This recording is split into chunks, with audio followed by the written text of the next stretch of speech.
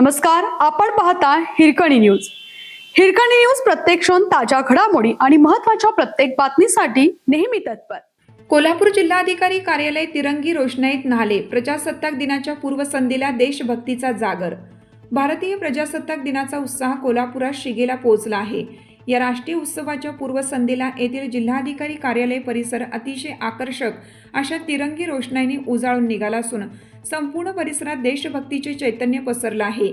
केशरी, पांढरे आणि हिरव्या रंगाच्या जगमगाटात प्रशासकीय इमारत अधिकच भव्य आणि देखणी दिसत आहे.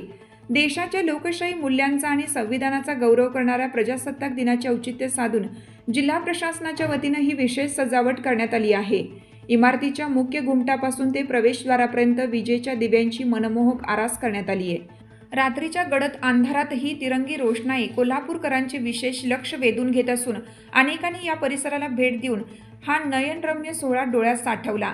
जिल्हाधिकारी कार्यालयाची ही सजावट पाहण्यासाठी नागरिकांनी संध्याकाळपासूनच गर्दी केली होती. अनेक तरुणांनी आणि सहकुटुंब आलेल्या नागरिकांनी या प्रकाशमय वातावरणाचे छायाचित्रण केलं. प्रशासकीय इमारतीचा हा अवतार पाहून मनात अभिमानाची भावना दाटून येते. ही रोषणाई आपल्याला संविधानाचा आणि स्वातंत्र्य लढ्याचा इतिहास आठवण करून देते, अशी भावना एका स्थानिक नागरिकानं व्यक्त केली.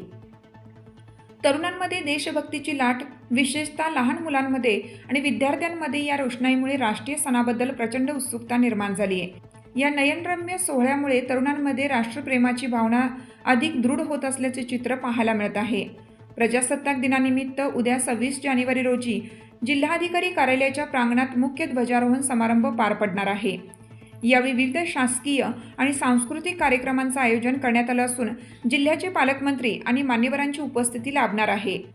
प्रशासनाने या राष्ट्रीय सोहळ्यात नागरिकांनी मोठ्या संख्येने सहभागी व्हावे असे आवाहन केलं आहे. आपल्या हिरकणी न्यूज चॅनलला लाईक करा, शेअर करा आणि सबस्क्राईब करायला विसरू नका आणि रहा अपडेट.